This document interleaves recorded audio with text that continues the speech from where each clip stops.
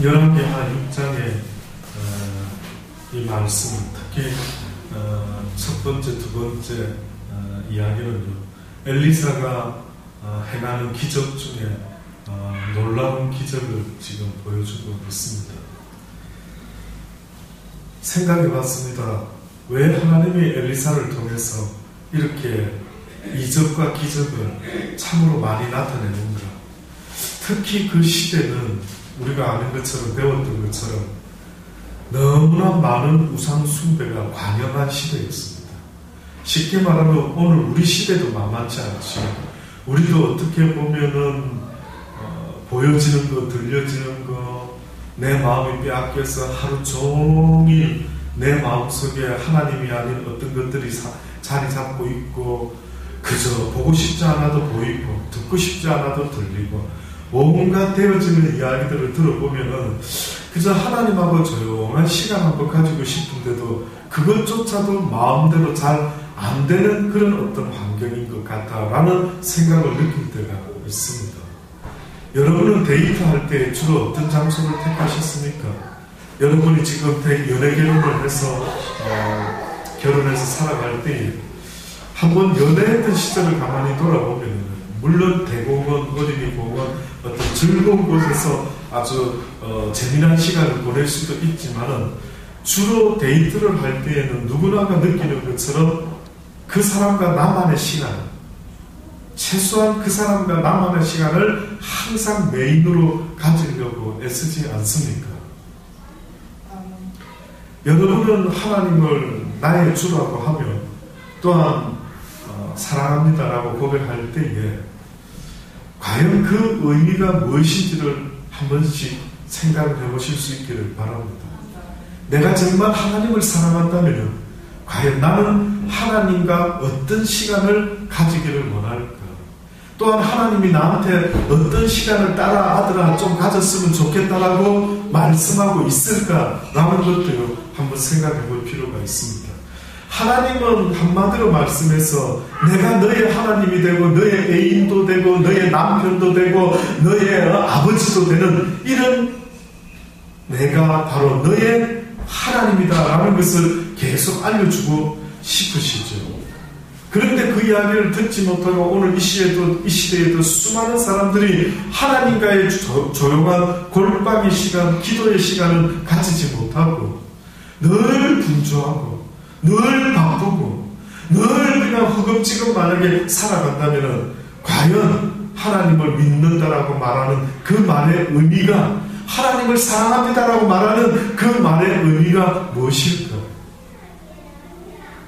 저는 오늘 아주 만나서 기쁜 한 사람을 만났습니다.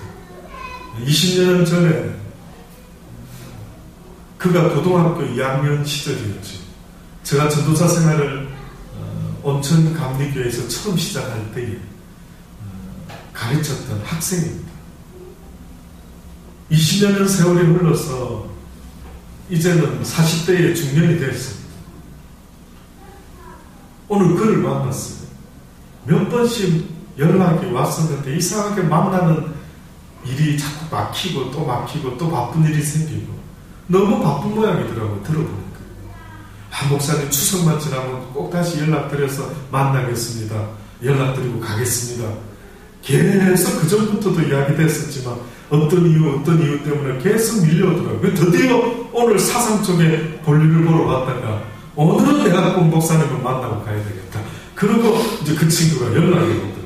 그래서 이 동네에 가장 유명한 커피집인 파리마켓에 만나서 글로 가가지고 거기서 커피 한 잔을 마시면서 참으로 20년 묵은 이야기를 어떻게 지냈느냐 근데 딱 만나자마자 저의 영혼 속에서 왜 그 친구가 그렇게 피곤해 보이고 힘들어 보이는지, 뭐에 막 그렇게 지쳐있는 듯한 그 영혼이 자꾸만 저에게 느껴지지 않습니다. 저는 어느 날 사실은 그렇습니다. 정쟁이 같이 탁 봐가지고 너 지금 뭐가 문제구나 어떻구나 이런 마음이 아니라요. 어느 날 아버지가 그러시는 겁니다. 하나님은 과연 내 마음을 가진 자는 누구냐? 내 마음을 가진 자. 뭐라고 참 표현하기는 어려웠습니다. 왜? 저는 그의 어떻게 보면 아버지는 아니니까요. 꼭 이런 마음 아십니까? 자식이 비즈니스를 아주 사업을 하다가 너무 어렵고 힘듭니다. 그래서 이제 아버지를 만났습니다. 어느 날 시간 내서 아버지하고 이제 대화를 하는데, 아버지가 낳은 아들이니까 아버지는 그 아들을 아니까요. 이런 아들을 딱 봤는데 이상하게 아들의 모습이 피곤하고 뭔가 걱정이 있는 듯도 하고 뭔가가 지금 내 아들이 보니까 편하지가 않는 겁니다. 그렇죠? 그러면 무슨 여러분이 엄마로서 아빠로서 무슨 그 아들에 대해서 무슨 정쟁이 같이 쪽집게 같이 너 무슨 일이 있었지? 무슨 그런 거는 아니지만, 그쵸? 그런 거는 아니지만 왠지 마음속에 아들아 뭐 힘든 일이 있니? 왜 그런 말 하게 됩니까? 왜 그런 말을 하느냐 이거죠. 예, 내 아들이니까. 벌써 내 아버지는 나를 아시지 않느냐, 내 어머니도 나를 아시지 않느냐. 벌써 아들의 얼굴만 딱 봐도 이거 내 아들이 뭐가 지금 불편한데 언젠가 저에게 네가 내 마음을 가졌구나. 무슨 의미일까?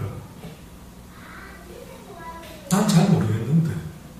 근데 언젠가부터 저도 모르게 누군가를 탁 보면은 무슨 딱 이렇게 내려다보는 건 아닌데 나도 모르게 아버지의 마음을 가지고 누군가를 볼 때 왜 이래 힘들어하고 있지?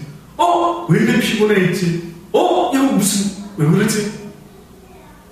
저 신영 속에 그 아들을 딱 보는데 계속 만나서 반가워서 여기 포천 초등학교에서 만났거든요. 그 앞에서 걸로 찾아오라 해가지고 그 막 반가워서 막 옛날에도 덩치 크지만은 뭐 덩치가 막 100kg가 넘는 것 같습니다. 바빠가지고 건강식품점에서 일하면서 또 이제 개인 비즈니스를 친구와 하는데 들어보니까 경호원 있죠. 경비업체. 경비하면서 엔터테인먼트 연예인들 공연을 주최하고 뭐 이런 것을 그전부터도 관심이 있었는데 보니까 지금 따로 그 비즈니스들도 시작했대. 투잡을 뜨는 겁니다. 하나는 식품점 회사에서 지금 근무하면서 또 하나는 이제 자기 사업처럼 친구와 함께 자기는 경호 파트를, 그 친구는 엔터테인먼트 하는 그쪽 파트를 맡아서 막 바쁜 것 같아요. 근데 그 바쁜 모습 속에 그의 영혼이 왜 그렇게 피곤해하고 왜 그렇게 옛날에 제가 기억하는 그 젊었을 때 티네이저 때의 그 순수하고 풋풋했던 그 모습은 어디 가고 참 많은 세파에 찌들은 듯한 그런 안타까운 모습이 보여서 자네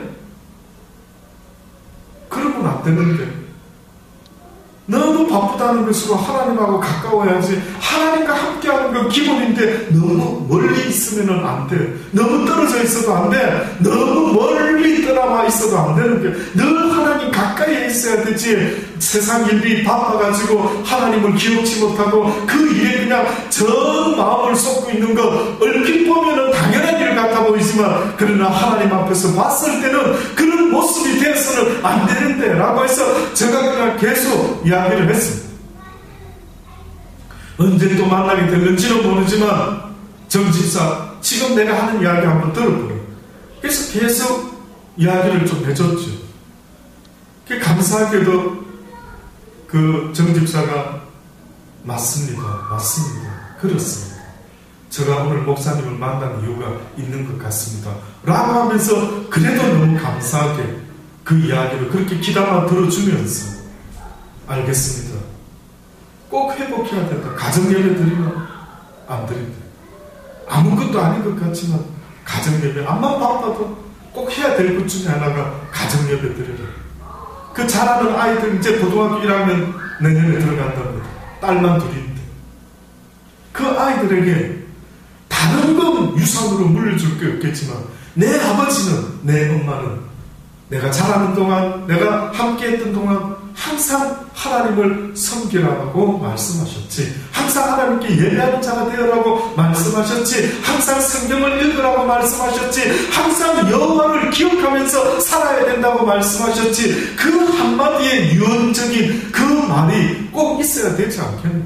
네가 하나님을 섬긴다면 여호수아와 같이 나와 내 집은 오직 여호와만을 섬깁니다라고 하는 그 의미가 뭐냐, 무슨 의미냐. 그저 바쁘게 살다가 주일날 그저 한번 교회 갔다가 오면 그게 끝인 것이냐. 하루 중에 하나님을 기억할 수 있는 그 어떤 시간을 만들어내라는 겁니다. 예? 여러분도 오늘 하루 동안에 하나님과 관계되는 시간, 데이트하는 시간을 만들어냈습니까? 차 안에서든 집에서든 설거지하면서든 정오의 기도에 나오면서든 시간을, 어떤 시간이든 하나님과 데이트하는 시간을 꼭 만들어내야죠. 사랑한다면 그렇습니다. 사랑한다면 꼭 보고 싶고, 사랑한다면 그와 데이트하고 싶은 게 누구나가 본능적인 육신의 본능인데, 하물며 영적인 하나님을 사랑한다라고 여러분이 말씀하고 있다면은 그 하나님과의 그 시간이 필요한 것입니다. 자꾸 만나야 정들지요. 자꾸 만나야 알지요. 자꾸 데이트해봐야 그 사람이 어떤 사람인지 아는 것처럼 지금 여러분이 아는 하나님의 지식이 답니까? 여러분이 사랑하는 그분이 어떤 분인지 더 알아가고 싶어하는 이것 말고 뭐가 있습니까? 이것 말고 뭐가 있습니까? 내 사랑하는 사람이 어떤 사람인가? 내가 결혼한 이 사람이 어떤 사람인지 날마다 더 알아가고 싶어하는 그 마음, 이것이 어떻게 보면 사랑하는 삶의 모습 아니겠습니까? 뭐 때문에 만나서 대화하는데, 무슨 대화하는데?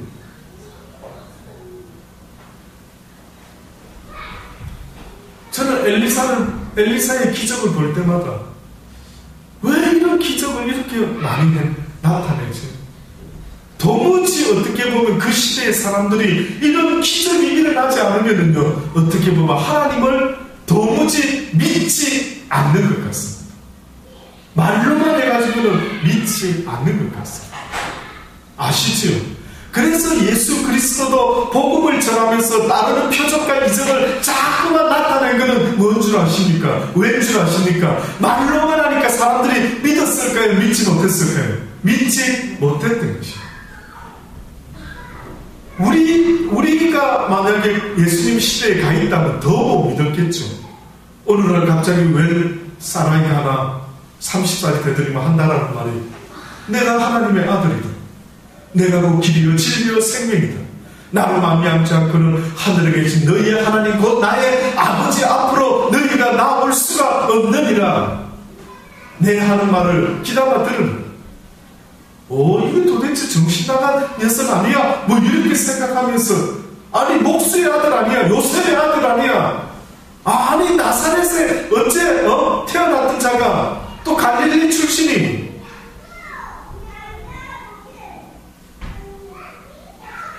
도무지 믿기가 어려웠다. 그러다 보니까 믿게끔 만들려고 무슨 일이 벌어집니까?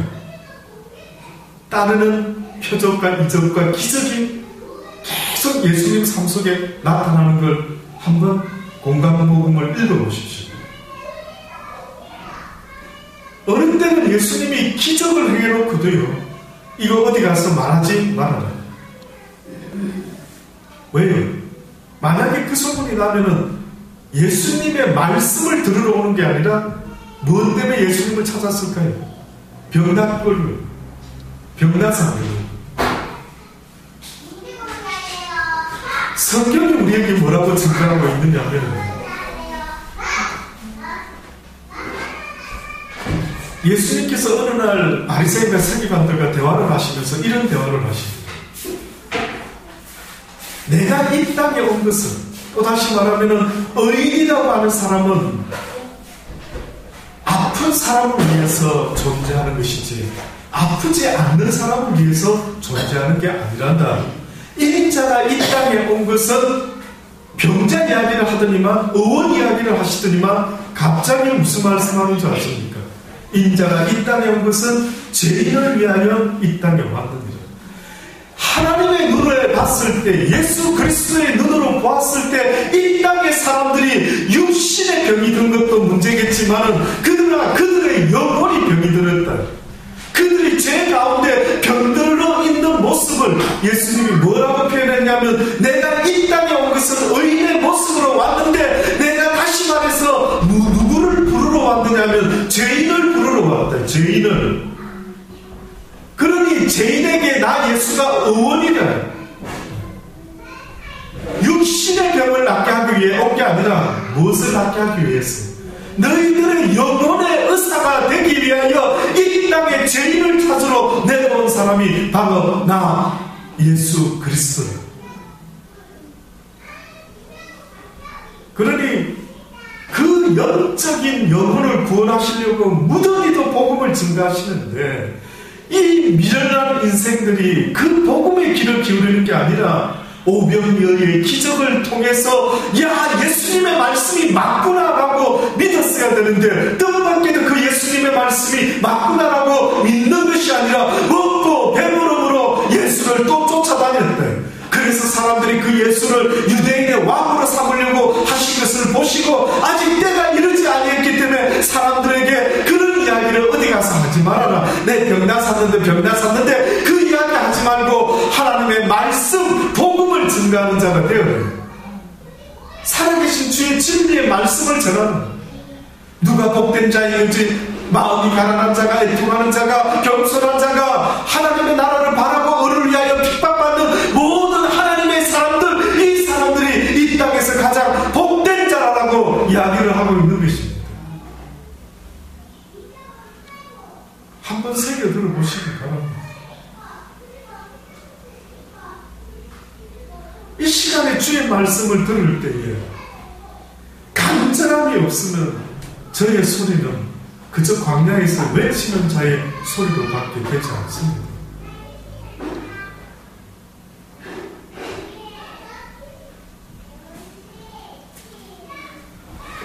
그래서 처음에 복음이 전파될 때에도 도무지 믿을 수 없는 그 어떤 현상 앞에서 믿어야만 된다라고 그들의 이성을 깨기 시작하기 위해서 주님께서도 다른 표적과 이적과 기적을 행한 것처럼 엘리사라고 하는 이 선지자를 통해서 왜 이렇게 많은 기적이 일어나?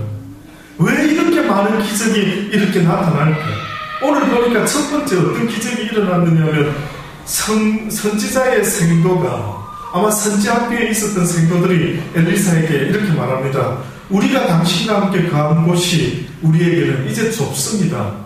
아마 어떤 이유인지는 성경에 나와 있지 않지만 아마 점점점 하나님의 사람들이 하나님의 선지동산에 모여들었던 것 같습니다. 소문났겠죠. 와, 하나님이 살아계시대, 지금도 엘리사를 통해서 역사하고 계시대, 그가 어디 있대, 그가 선지학교에 있대, 그래 우리도 가보자. 아마 점점 숫자가 늘었는지 어느 날 한 성도가 엘리사에게 와서 이야기를 합니다. 우리가 당신과 함께 거하는 이곳이 너무 좁지 않습니까? 우리가 요단으로 가서 거기서 각각 한 제목을 취하여 그곳에 우리의 거할 처소를 세웠으면 좋겠습니다. 요단에는 풍성했습니다. 수양버들 같은 버드나무도 있었고 여러가지 제목으로 쓰기에 좋은 나무들이 자란 지역이 바로 요단 가까이였습니다. 그 요단으로 가십시다 라고 했을 때 엘리사도 기꺼이 가자. 그런데 청컨대 갑자기 이런 말을 합니다. 그 생도가 당신도 종들과 함께 하소서. 당신도 꼭 같이 따라갔으면 좋겠습니다. 또다시 말하면 시작부터 함께 했으면 좋겠습니다. 아직 집도 다 안 지어놓는데 짓고 나서나 오라고 하지 않고 어떻게 보면 짓기 시작하는 이 시작 시점부터 우리가 당신 엘리사와 함께 하기를 원하니 같이 가주시렵니까? 라고 물어보는 것 아닙니까? 그래서 갑자기 엘리사가 그래 내가 가리라 하고 드디어 저희와 함께 갔다라고 성경이 말합니다. 보니까 이들의 마음속에 엘리사에 대한 그 기대가 상당히 있었던 것 같습니다. 쉽게 말하면은 잠시도 엘리사와 떨어져 있고 싶지 않는 생도들의 마음이 반영된 것 같습니다. 여러분은 잠시도 하나님과 떨어져 있고 싶지 않은 마음이 어느 정도인지 한번 돌아보십시오. 이 엘리사와도 하나님 모시듯이 잠시도 떨어져 있고 싶지 않았는지 무슨 일을 할 때마다 우리만 가는 것은 왠지 주와 동행하기를 원하는 그 마음처럼 엘리사와 동행하기를 원해서 드디어 그들이 함께 갑니다. 한 사람이 나무를 벨 때 도끼가 자루에서 빠져버려가지고요, 물에 떨어져서 빠지고 맙니다. 이 일하던 생도가 막 갑자기 성경에 부자지만 얼마나 애통했겠습니까? 어이구야 저거는 왜 저래 애통했는가 봤더니만 그 도끼가 자기 게 아니고 누구 거였다고요? 어디인가 누군가에게 빌려온 겁니다. 그 당시 때 도끼가 없을 정도로 한다면 그 사람 생활 형편은 사실은 최저였어요. 생도 생활을 하는데 선지학교에서, 어떻게 보면 신학교에서 그저 하나님 일을 하려고 준비하고 있는데 무슨 돈이 그렇게 많았겠습니까? 그러니 그냥 조금 여유 있는 집에 가서 빌려왔겠죠. 도끼를 하나 좀 빌려주게, 우리가 신학교를 세우려고 하네, 우리가 좀 거할 기숙사도 좀 짓고자 하네, 이렇게 해서 빌려왔겠죠. 도끼를 잃었다는 말은 그 모세의 율법에 따른 대로 잃어버렸으면 그에 대한 값을 변상을 해줘야 돼요. 그러니까 대부분의 이 생도가 딱 도끼가 빠지는 순간 깜짝 놀라고 말하는 거예요. 이거 어쩌지? 그러면서 엘리사에게 얘기합니다. 내 주여, 이는 빌려온 것이니이다. 이건 빌려왔는데 이거 어떻게 하면 좋지요? 어디 빠졌느냐? 엘리사가 물어보죠. 여기 빠졌습니다. 갑자기 엘리사가 나뭇가지를 베어서 물에 이렇게 던져서 도끼로 또 오르게 하고 가로되 너는 취하라. 그 사람이 손을 내밀어 취하게. 그러면 여러분 또 한번 생각해 보십시오. 그냥 엘리사가 도끼야 떠올라라 이래도 어떻게 보면 또 올랐겠죠. 그런데 굳이 나뭇가지를 꺾어가지고 물에다 딱 담궈놓고는 도끼야 떠올라라 라고 떠올란 도끼를 이렇게 붙잡고 꼭 우리가 우물에 동전 빠졌으면은 싹 해서 그 잡아 올려가 야야 빨리 잡아 이렇게 해서 뭘 빠진 걸 건지는 이런 모습처럼 굳이 그렇게 나뭇가지를 꺾어가지고 이렇게 담그고 또 오른 도끼를 빨리 잡아라, 이 도끼를 건졌더라고 성경이 말하고 있는 것이죠. 왜 그랬어요? 늘 이야기해왔죠. 우리의 육신은, 그 당시 때 사람들은 항상 어떻게 보면은 네 마음에 새겨라는 겁니다. 한마디로 하나님이 살아서 역사하시는 것을 네가 보았으니 어떻게 하라고요? 네 마음에 새기고 제발 잊어먹지 좀 마라. 잊어먹지 마라. 우리도 놀라운 일들을 경험할 때마다 어떻게 합니까? 사람들에게 이야기할 때 어머나 신기한 일이 벌어졌습니다. 내가 어제 어디를 갔는데 세상에 그때 내가 무엇이 필요했는데 무엇을 어떤 걸 골라야 될지 몰라고 이렇게 있다가 어떻게 해서 보니까 막 싼 거를 사게 되고, 야 세상에 이런 놀라운 일이냐, 너무 신기합니다. 이거 정말 하나님이 간섭하지 않고서야 이런 일이 어디 있겠습니까? 그런 이야기 여러분 할 때가 있습니까 없습니까? 있지. 최근에 있지 않았습니까? 전 듣고 놀랐습니다. 우리 교육군이 이제 장가를 가려고 드디어 이제 사랑하는 사람과 함께 집을 보러 갔다라는 거죠. 근데 보니까 아내들 우리 자매가 보니까 너무 조금 아쉽게 너무 좁은 듯하다. 그 마음을 거실이 조금만 넓었으면 좋겠는데 너무 좁았어 하는 마음, 아쉬운 마음 속에서 그냥 그런 마음만 가졌던 모양인데 뜻밖에도 잔금 이제 계약금을 걸려고 계약금을 이제 제대로 걸려고 떡 찾아갔더니만 세상에 그 주인이 아파트 그 주인이 죽었더라고요. 그래가지고 세상에 별 희한한 일도 다 있다 하고 나왔다라는 거 아닙니까? 나오는데 복덕방 아저씨가 저기 딴 집 하나 있는데 혹시나 그 집 한번 볼랍니까? 조건은 다 똑같습니다. 똑같은 돈에. 그래요? 가봤다.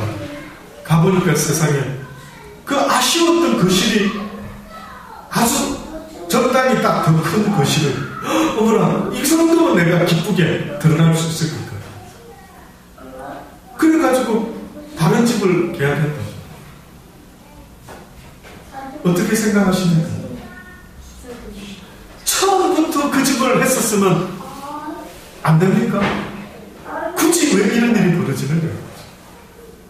왜 굳이 여러분이 봤을 때 왜 굳이 우리 살아가는 인생 가운데 처음부터 그러면 좀 적당한 집 딱 어머나 아우 좋아라 주님 땡큐가 하고 이렇게 들어가면 되지 않습니까? 그런데 왜 처음에는 아쉬운 집 받아 나 이거라도 할 수 없으니까 이렇게 하고 계약을 하려고 했는데 뚱딴지같이 어떻게 살아가면서 계약하려고 한 집주인이 계약하는 날 죽었다라는 소리 듣는 사람이 세상에 몇 명이나 됩니까?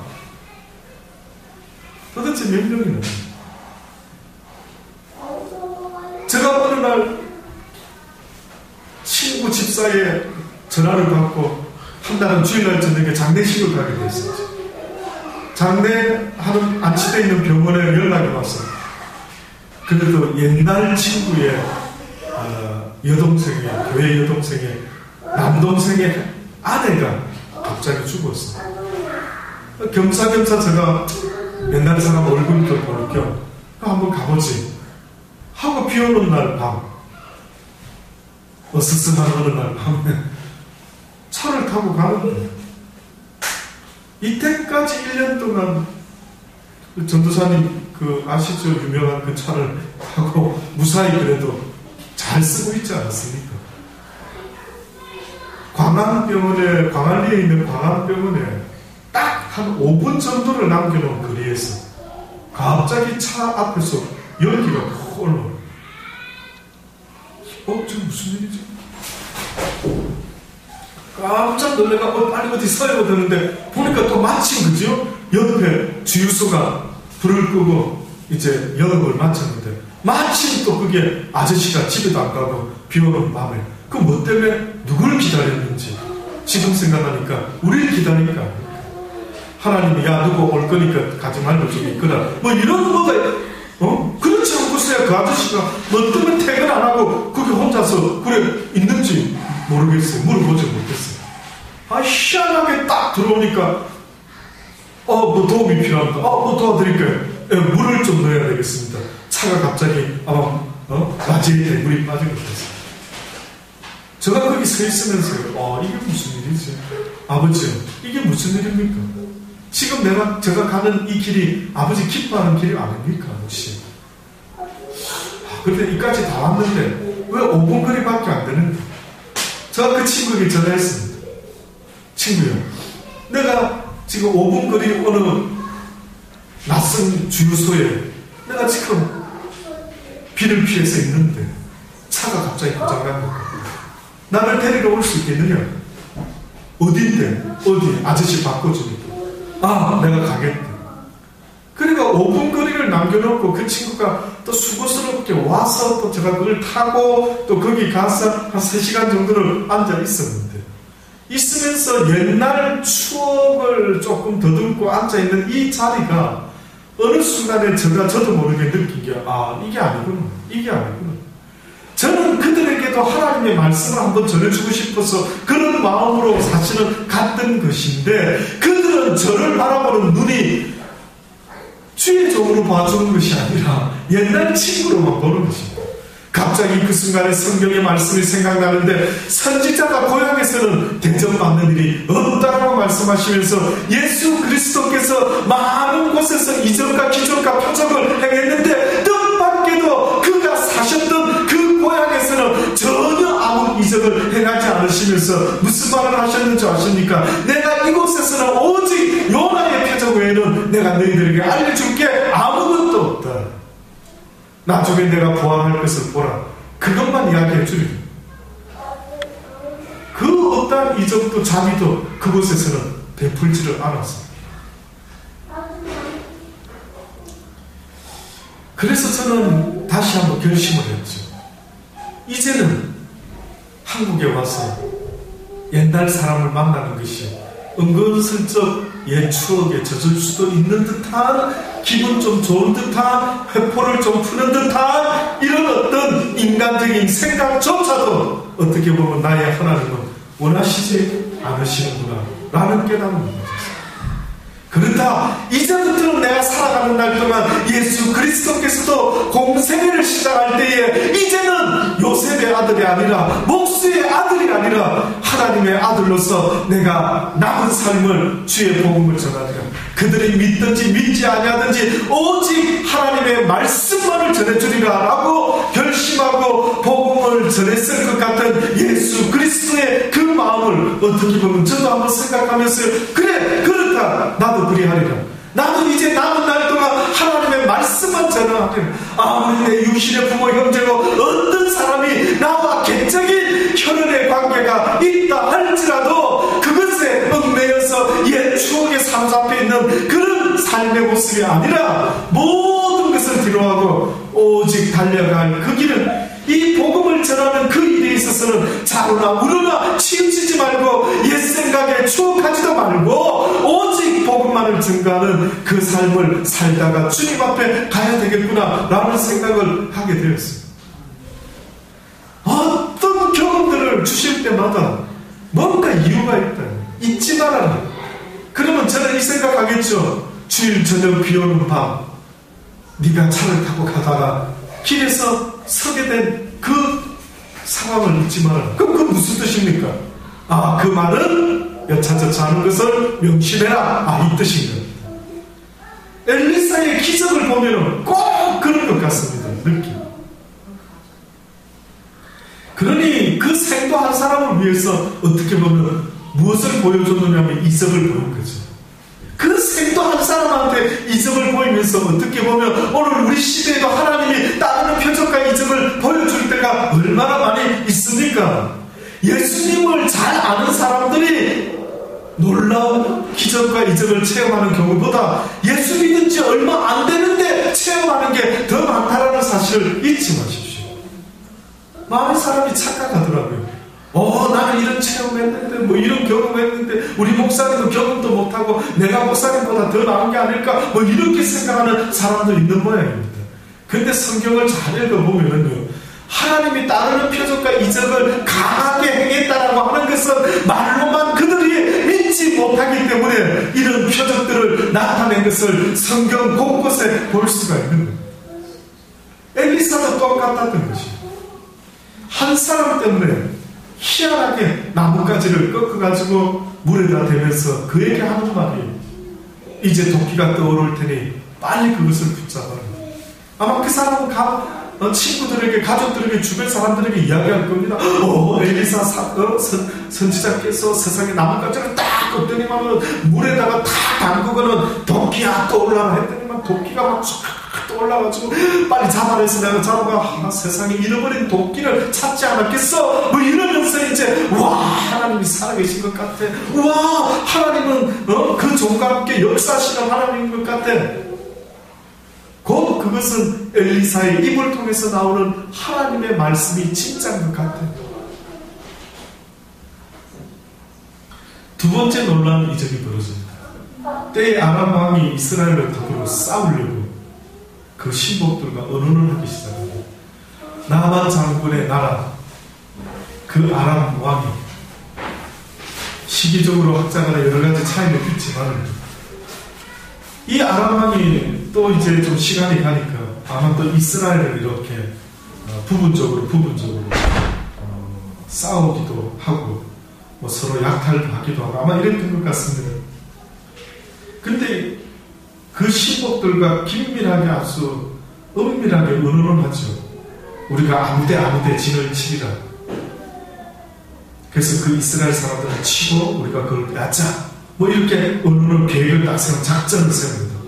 그런데 하나님의 사람이 이스라엘 왕에게 그럴 때마다 이야기를 한다. 왕은 아무데 가지 마십시오. 가지 마시기 바랍니다. 글로 지나도 가지 마소서. 그렇게 이야기를 주의를 줍니다. 그래서 번번이 이 아람 왕이 이스라엘을 치려고 하는데도 번번이 이스라엘의 왕이 비껴나가고 또 이스라엘 병사들이 비껴나가고 하는 이런 일이 자꾸 생기는 거예요. 이때 아람 왕이 고민을 하죠. 번뇌했다. 아주 심각하게 고민을 하면서 그 신복들을 불러서 뭐라고 말하느냐면, 이거는 틀림없이 이스라엘 왕과 내통하는 자가 있을 것이라. 내 응이 된 것을 내게 구하지 않겠느냐? 이건 누군가가 있다, 빨리 찾아내라. 그렇게 지금 이야기합니다. 그 신복 중에 하나가 뭐라고 말하느냐면, 우리 주 왕이시야 아니로소이다. 그게 아닌 것 같습니다. 오직 이스라엘 선지자 엘리사가 왕이 침실에서 하신 말씀이라도 이스라엘 왕에게 구하고 있습니다. 왕이 가로되 너희는 가서 엘리사가 어디 있나 보라, 내가 보내어 잡으리라. 혹이 왕에게 구하여 가로되 엘리사가 도단에 있나이다 라고 말합니다. 그러니 왕이 열받아가지고 엘리사를 잡아서 어찌 해보려고 하는데 도단에 있답니다. 도단이라는 뜻은 두 강이라는 그런 뜻이 있습니다. 요셉이 그 형들에게 잡혔던, 팔렸던 장소가 이 도단입니다.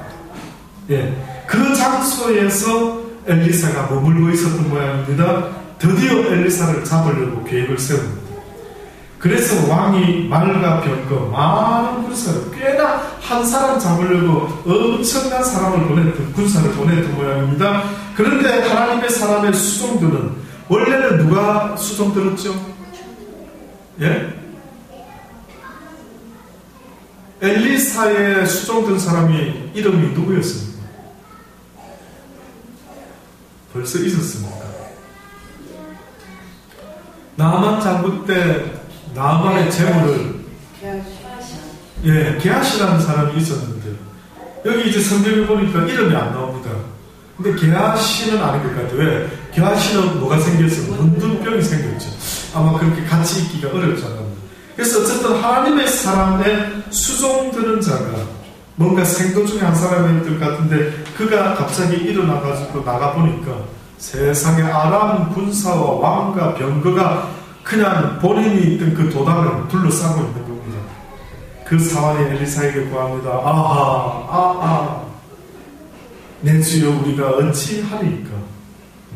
너무 충격적인 일이 벌어졌습니다. 그때 뜻밖에도 엘리사가 뭐라고 말합니까? 두려워하지 말라.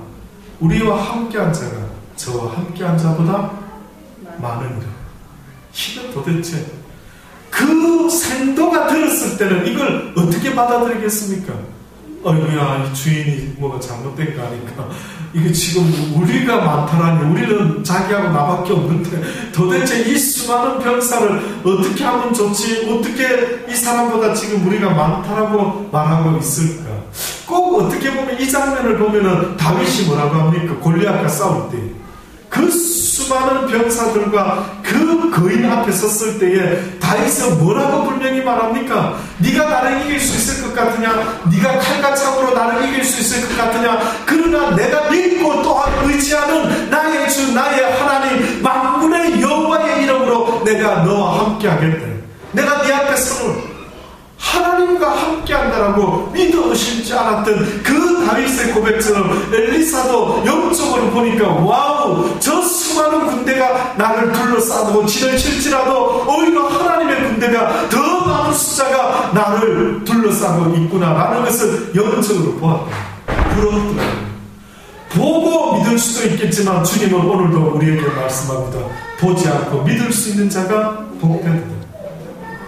네가 이 사실을 믿느니, 네가 아무리 어려운 일을 당하고 애워싸움을 당하고 두렵고 힘든 일을 당할지라도, 어떤 고난의 파도가 너를 엄몰하려고 할지라도 사랑하는 자들아 담대하라. 믿음의 눈으로 나 여호와가 너를 지키고 있음을 잊지 말아라. 나는 너의 산성이 되면 너의 반성이 되고 나는 너를 도울 수 있는 만군의 여호와 하나님임을 잠시도 잊지 말아라. 너는 아무것도 할 수 없지만 나를 의지하는 자는 곧 모든 것을 행할 수 있으니 내가 한 것보다도 더한 일을 할 수 있을 것이라고 예수 그리스도도 말하지 않습니까?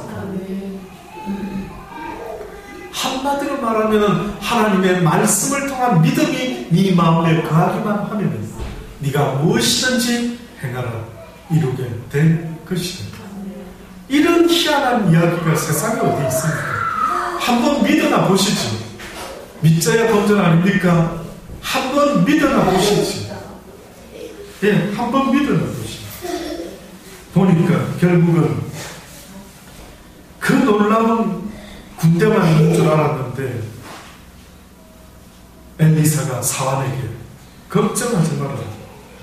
우리 주변에 저들보다 더 많은 자들이, 군사들이 우리를 지키고 있느니라. 그래서 그가 아유 이게 무슨 말인가 했더니만 보니 기도하여 가로되 여호와의 원컨대 이 사환에 내 이 생도의 눈을 열어서 하나님이 우리와 함께하고 계심을 보게 하옵소서 기도를 해줬더니만 여호와께서 그 사환의 눈을 여시며 저가 보니 불말과 불병거가 산에 가득하여 엘리사를 둘렀더라. 불말과 불병거는 뭘 상징한다 했죠? 말과 병거는 한마디로 말하면 그 국력을 말합니다. 그 나라의 국력, 그 나라가 얼마나 강한가 하는 걸 옛날에는 표현할 때 말과 병거가 얼마나 있느냐라고 봐서 어머나 우리하고 싸우면 안 되겠는데요. 그런데 보니까 그냥 말이 아니고 그냥 병거도 아니고 엘리야가 떠나갈 때에 나타났던 그 하나님의 놀라운 역사에 그 어떤 일들이 벌어졌는데 불말과 불병거가 보니까 엘리사를 둘러서 지키고 있는 거예요. 엘리사가 아람 사람이 엘리사에게 내려오면 다시 말해 엘리사를 이제 어떻게 해보려고 했던 모양입니다. 엘리사가 또 두 번째 여호와께 기도합니다. 가로되 원컨대 저 무리의 눈을 어둡게 하옵소서 라고 했더니만 엘리사의 말대로 그 눈을 어둡게 하신지라. 여기서 어둡게 했다라고 할 때에 이것은 룻이 소돔과 고모라 성에 있었을 때에 소돔과 고모라 성 사람이 룻의 집에 방문했던 천사들을 잡아내라 했을 때에 그때 그 천사들이 그 마을 사람 눈을 멀게 했죠. 그래서 막 더듬으면서 어찌할 바를 몰랐던.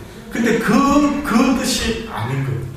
여기서 눈을 어둡다 한 것은 너무나 신기한 일이 벌어졌습니다. 이거는 제가 볼 때 성경에 여기 말고는 이런 이야기가 딱 여기 한 군데밖에 이런 이야기가 나오지 않는 것 같습니다.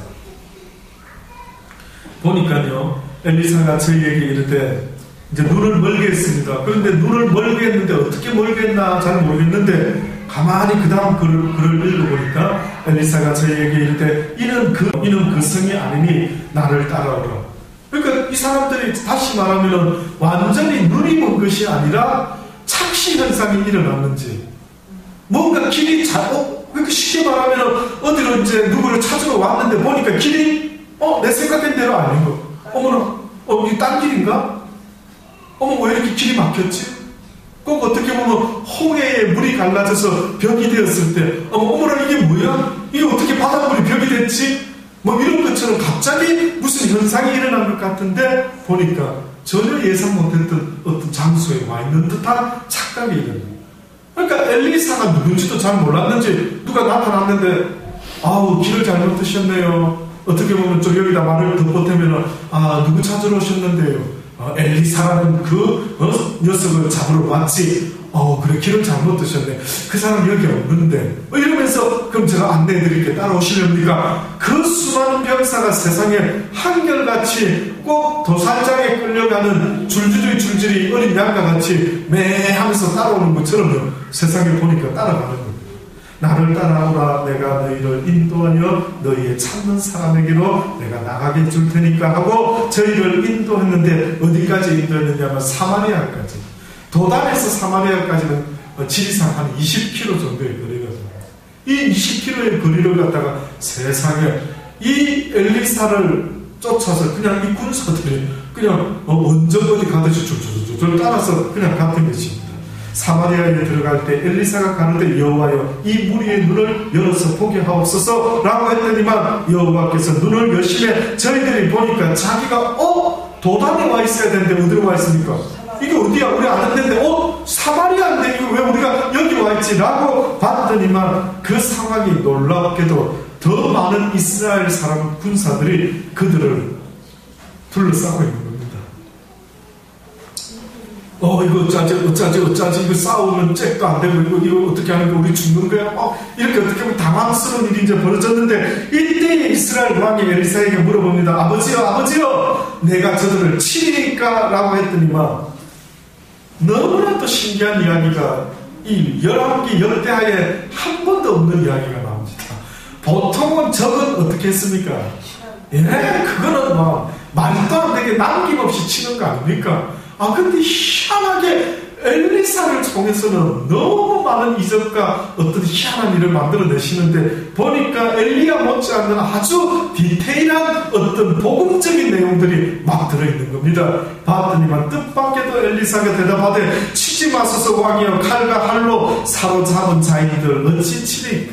비록 칼과 창으로 꼼짝 못하게 붙잡아 끌고 왔다 할지라도 굳이 사로잡은 자를 칠 필요까지 있겠습니까? 하물며 하나님께서 미혹게 만들어가지고 여기까지 끌어왔는데 이들에게 어떻게 보면 죽음으로 끝을 내기는 너무 아깝지 않습니까? 뭔가 하나님이 이렇게까지 할 때는 이유가 있지 않겠습니까? 엘리사를 알았겠지. 이상하다. 하나님이 이번에는 치는 게 아니라 그들로 하여금 뭔가를 메시지를 주기 원하셨구나 라고 생각하고 뜻밖에도 쳐야 되는데 치지 말고 내버려둬라. 그리고 뭐를 해라고 합니까? 와, 이게 무슨 이런 일이 다 있습니까? 그들에게 떡과 물을 그 앞에 또 먹고 마시게 하고 그 주인에게로 돌려보냈었습니다.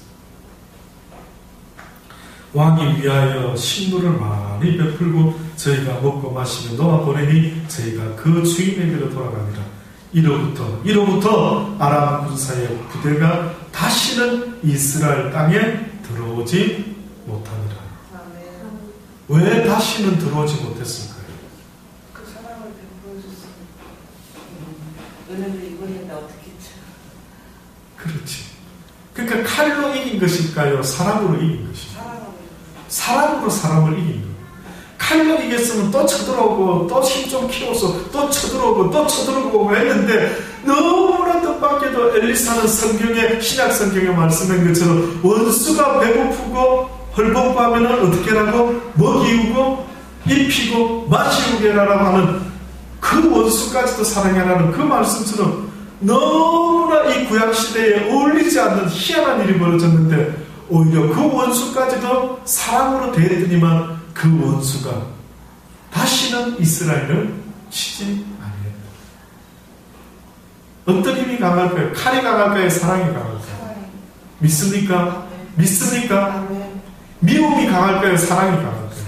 몽둥이가 강할까요? 사랑이 강할까요? 사랑이 강하지.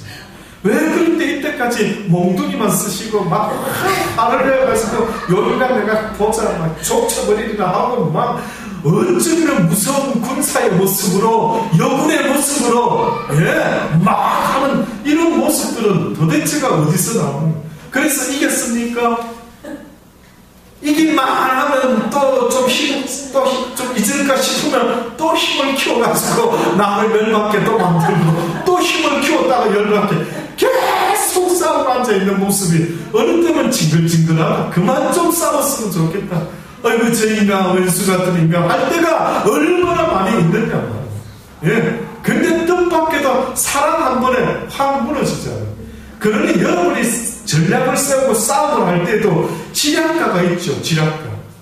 우리가 삼국지에 보면은 지략가가 누굽니까?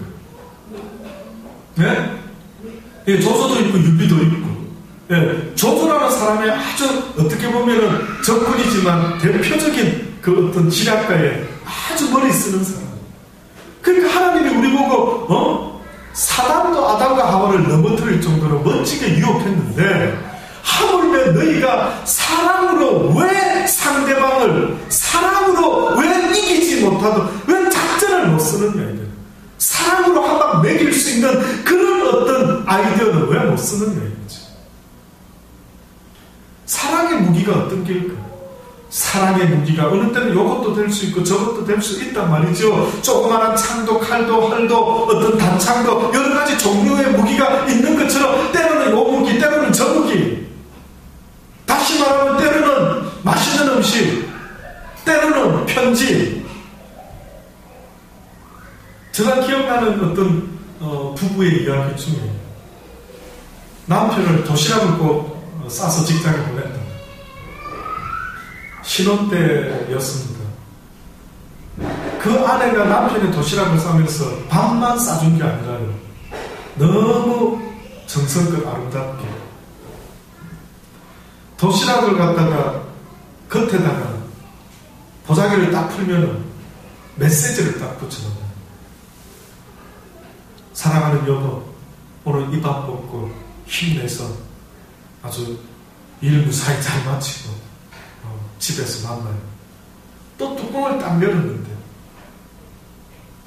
새까만 콩을 갖다가 사람 얼굴 모양 눈을 두 개 하고 뭐 웃는 얼굴로 딱 반찬을 그런 걸 쌌다는 거죠. 옛날에 우리 도시락 뚜껑 열면 아시죠? 아무것도 아닌 것 같지만 그냥 물 마시려고 물을 딱 뚜껑을 또 열었더니만 여보 천천히 마셔요 뜨거우니까 뭐 이런 말이 또 딱 들어가 있고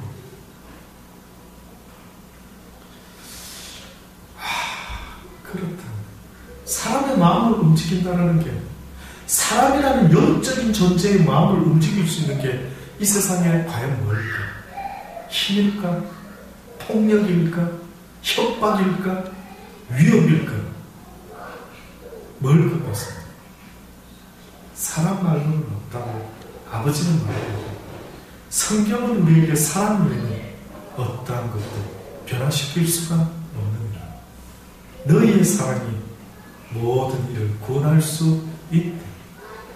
내가 내 아들을 이 땅에 보내서 너희들을 세상을 이처럼 사랑하사 독생자를 보내셨으니 이는 누구든지 저를 믿는 자마다 멸망치 않고 영생을 얻게 하려 하느라.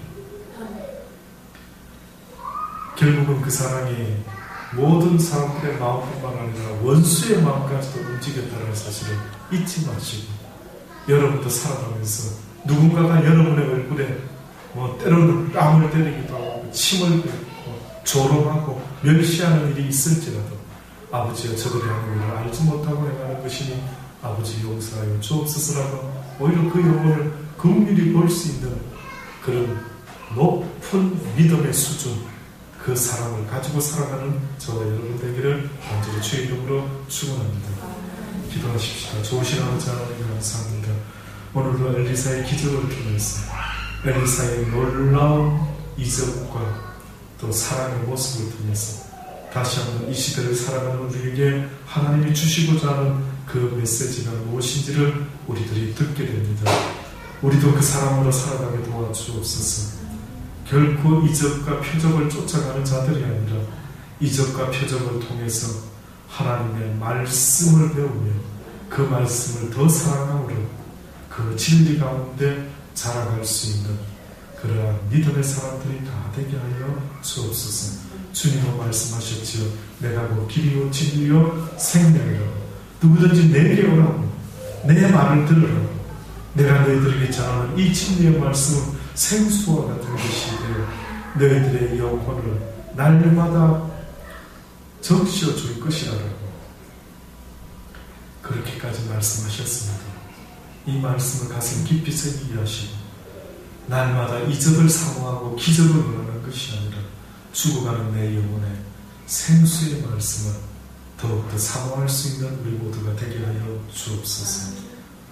그래야 우리의 인격도 인품도 아름답고 고상한 사랑의 모습으로 변화된 그 사랑을 우리 이웃들에게 나타내며 살아가는 귀하고 복된 하루하루가 되게 하여 주옵소서.